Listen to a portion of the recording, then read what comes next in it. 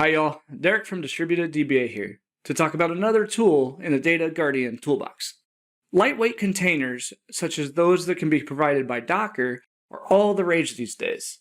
But unless your production database runs on containers, you risk having a big discrepancy for testing certain tasks.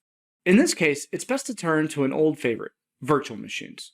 And to work with virtual machines effectively on your local laptop, I highly recommend Vagrant. Continue to find out why.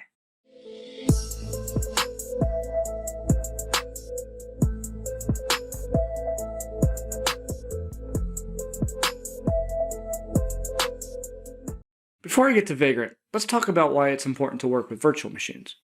When a Data Guardian starts to implement tasks like failover and restore testing, it's best to start with a lab environment that closely mimics your production database environment.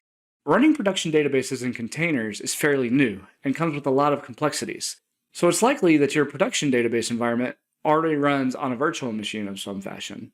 And so to keep discrepancies to a minimum, you'll want to work with virtual machines as well. And if your lab environment is your laptop, Vagrant makes it super simple to configure a VM environment. Vagrant is a configuration wrapper that allows you to define the state of one or more virtual machines. Vagrant was my first dip into the paradigm of infrastructure as code. This paradigm allows you to define any particular environment as a program. This has a lot of different benefits.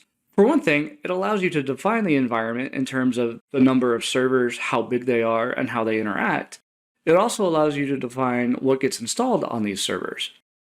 When infrastructure is defined as code, you can check that into a Git repository so that you can track changes to the versions.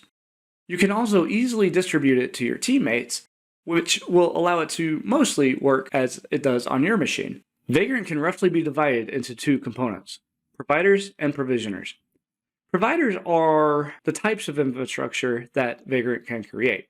Vagrant natively supports VirtualBox, Hyper-V, and VMware as virtual machines. It actually can also run Docker containers as well. Provisioners are what Vagrant will use to ensure the state of the machine, basically what gets installed on the server. For instance, it is the provisioners that will handle installing MySQL and ProxySQL on your lab environment. Vagrant supports many provisioners, from simple shell scripts to more complicated scripts with Ansible and even Docker. So with that out of the way, let's look at an example. Vagrant's definition syntax is Ruby, so it's easy to get started. You define one or more providers, telling Vagrant how to handle CPU, memory, and file system space, as well as any networking. Finally, you specify what the provisioners will do once the environment is ready. Once you have that, you run Vagrant up and wait for the provider to create the servers and the provisioning to complete. Then you run Vagrant SSH to log into the server, and everything is ready to go. If you need to modify the configuration state of the servers, simply run Vagrant provision.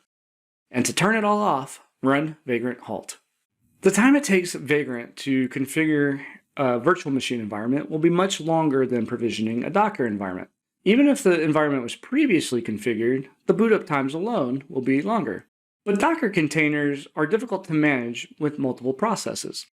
For instance, if you wanted to stop MySQL to take a cold backup of the data directory, the container would completely stop. So use a VM when you want to manage multiple processes or to more closely mimic your production environment. And Vagrant makes working with virtual machines extremely easy. So for that reason, Vagrant has a strong place in the Data Guardian toolbox. I'd love to know your experiences working with Vagrant, so leave a comment below.